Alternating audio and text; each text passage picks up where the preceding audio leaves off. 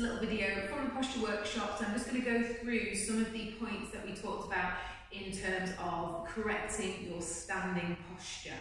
So, first things first, feet hip distance apart. So imagine that you've got your piece of string down from your hip bones, your bony protrusions here, and they're going all the way down to your second toe.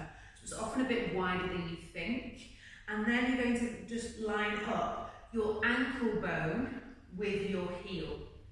Yes, so lots of us are internally rotated like this. So to just think about, again, a piece of string dropping from the ankle to the heel bone will start to activate the legs a little bit more and activate the inner bit of your foot, the plantar fascia, okay, so the arches of your feet.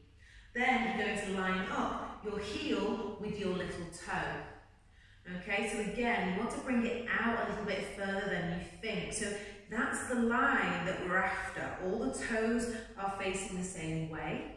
And then from that, you'll see my legs go in. We've got a little internal rotation there. So what we're going to do is we're actually going to encourage the thighs to externally rotate. Now, this is going to feel weird, but do it anyway, okay? So we're going to really externally, or think about opening out those thighs, and then from there you need to just think about working up the body, the pelvis. So now you've got your ACES bones and your pubic bone, and you want that to be nice and level as well. Okay, that's what we talk about with neutral. Lots of you are all familiar with this, but again, it's worth saying. So what you'll find is when you're stood in this position and your thighs are externally rotated, probably you want to sort of push forward with the hips. Try to not do that. Try and think about, or just line up the hips and the pubic bone.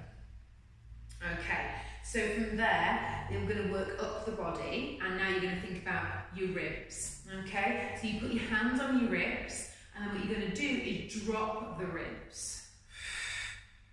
Now, we want to think about, are our ribs on top of our hips? So if you thrust your ribs forwards, this is going to cause you pain in the lower back and compress the spine. What we want to do is drop the ribs. The ribs are in line with the hip bones, and then that allows us to then place the hands on the chest. Then we can start to stretch the chest out to allow the shoulders to slide down the back. What this does, it stops us from, again, when we lift the chest, using the ribs to do that and changing the perception or changing the direction of the spine. So the direction of the spine moves forwards as the chest and the ribs go forwards. What we want is the ribs to stay down, the chest to come up, the shoulders are wide, and then last but certainly not least, we're going to ramp that head up. So I'm doing this facing the camera for the moment. I'll show you to the side very shortly. So again, crown of the head, if the chin's poking forwards, you're going to bring it up like this. So it's a chin forward. You can actually exaggerate that move so you can feel it, and then poke the chin or push the chin back in, and then the head becomes nice and on top of the spine, so it's in line. So again, you're not going to feel comfortable in this situation.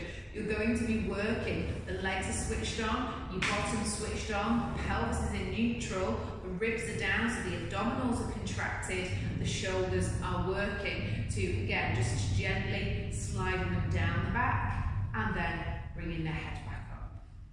Okay, so I'll just show you gently from the side. If I turn to the side here, again, just very quickly, lining the feet up, externally rotating the thighs, pelvis in neutral, ribs down, shoulders back, little chest stretch there, and all the facial on here becomes very tight, so that little will help you out.